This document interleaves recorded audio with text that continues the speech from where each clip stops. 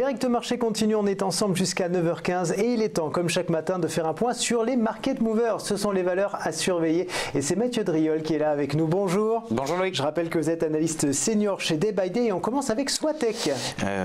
Gros gap ce matin, plus 13,88 à l'heure actuelle.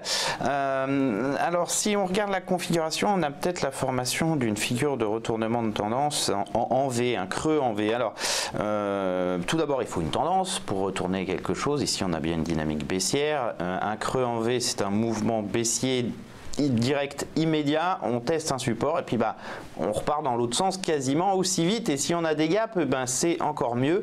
Et en fait ça fait, pourquoi un creux en V? Parce que ça fait une sorte de V et on est censé remonter au point de départ de la figure quasiment immédiatement. Alors ici on a bien ce gap baissier, on a bien ce gap haussier, on a un test d'un niveau majeur aux alentours des 45 €, hein. C'est pas un niveau inintéressant, hein. Vous voyez ici, quasiment ces sommets de 2014, sommets ici de 2017 qui sont devenus support. Et puis, force est de constater que la réaction haussière sur ce niveau, elle est très très nette.